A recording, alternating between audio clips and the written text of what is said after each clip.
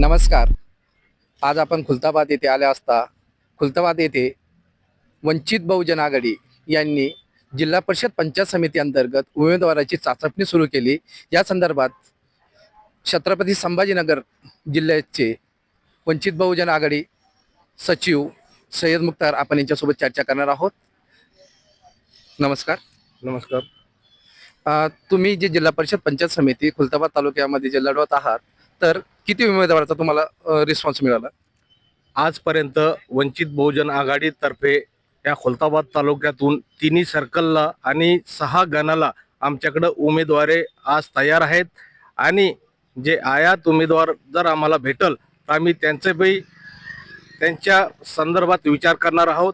परंतु आज आम्ही आमच्या वंचित बहुजन आघाडीचे सर्व पदाधिकारी व कार्यकर्ते यांच्यातून इच्छुक उमेदवाराची चाचपणी केली आणि सर्व पदाधिकारी या निवडणुकीच्या पूर्वतयारीसाठी सर्व उमेदवार आमचे इच्छुक आहात. अच्छा. ज्या काही राखीव जागा आहे आणि काही ओपन जागा आहे, तो ओपनसाठी आणि राखीवसाठी तुमच्याकडे उमेदवार आहेत का? हो, आमच्याकडं राखीव जागेसाठी पण उमेदवार आहे आणि ओपन जागेसाठी पण आमच्याकडे उमेदवार अवेलेबल आहे.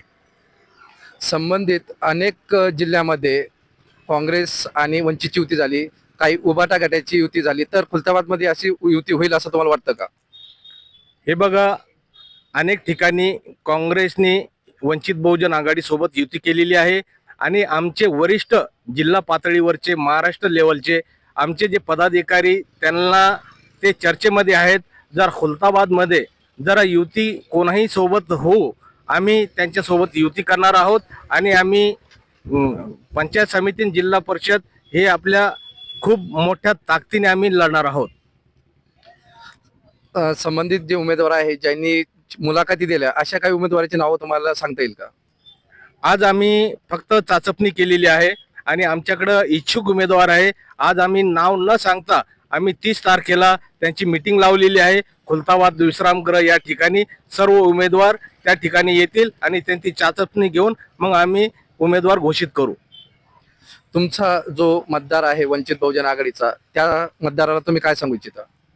आम्ही वंचित बहुजन आघाडीचे मतदारांना आवाहन करतो व इतर ओबीसींना पण आवाहन करतो आणि गरीब मराठा यांना पण आवाहन करतो, त्यांनी वंचित बहुजन आघाडीला सत्तेत पाठवा, जेणेकरून आपल्याला जे आरक्षणाची भूमिका आहे, बाळासाहेबांनी जी भूमिका मांडलेली आहे का मराठ्याचं आरक्षण वेगळं ताट पाहिजे आणि ओबीसीचं आरक्षण वेगळं ताट पाहिजे, या ताट आम्ही आमचे वंचित बहुजन आघाडीचे राष्ट्रीय अध्यक्ष प्रकाश तथा बाळासाहेब आंबेडकर हे त्यांना आरक्षण देण्याच्या याच्यामध्ये आहे, देतील अशी मी गवाही देतो.